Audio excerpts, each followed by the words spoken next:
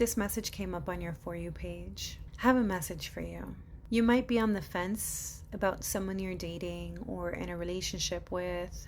This is very specific. I've had a song in my head literally all day, so I'm like, okay, I get it, Spirit. I'm gonna record the message, okay? It's like not leaving me alone. I don't know if you remember this song by Jaheim. When she starts bringing up older, and the fights keep getting worse, finding numbers in her purse, you better put that woman first.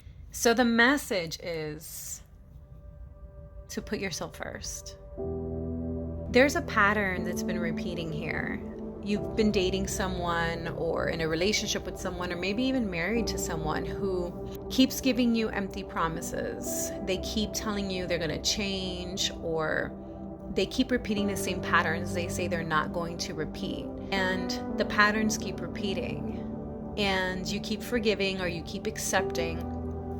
And maybe you're even broken up right now and you're wondering like, oh, should I get back with this person? Maybe deep inside you think it's the best you can do, or you're afraid of being single, you're afraid of being alone, you're afraid you won't find someone else, he's close enough or she's good enough. Whatever the story is, the reason why this person is not putting you first is because they are a projection of your relationship with yourself. You do not put yourself first. And when you do not honor yourself, love yourself, do not settle, do not allow yourself to be lied to, disrespected, manipulated. When you put yourself first, you give others the message that you come first. But when you put yourself second, you give others unconsciously a message that they can put you second, that you deserve second place, because it's simply a reflection of your own internal world. So put yourself first. Doing that, if you really want to be with this person, will break the pattern. You need to move out. You need to seriously block them, make a decision, decide to love yourself, to not put up with any more crap, okay? To not allow yourself to be manipulated anymore, and to move on, to choose you, okay? That's your message. So stop looking for messages from the universe. This is my twin flame. I often find that people use the label twin flame or soulmate to basically normalize dysfunction in their relationship. And all that is, oh, I can't leave them because they're my twin flame. First of all, a twin flame relationship is very chaotic and difficult until both of you do the healing work. And that healing work begins when you put yourself first. A twin flame or a soulmate is not an excuse to normalize dysfunction. It's codependency. And so you need to learn to really feel at peace with yourself alone, to really know your value. And if you're a guy and you're playing games with someone, or you're in a relationship, or you're married and you know you're not living authentically, you're not having integrity, you might be manipulating, you might be lying, this is an invitation to look deep within yourself and ask yourself, is this the kind of man I want to be? Is this the kind of man I would want to raise? If I was raising a son, would I want him to be a man of integrity? A man who honors the feminine, who honors himself? A man that is true to his word? You are an example to other men.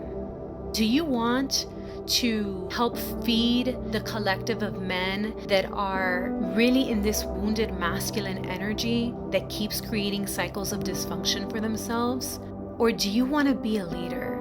Do you want to lead others by example? If you're playing games, if you're lying, if you're manipulating, especially if it's someone that you love and you're not being honest, you know what I'm talking about.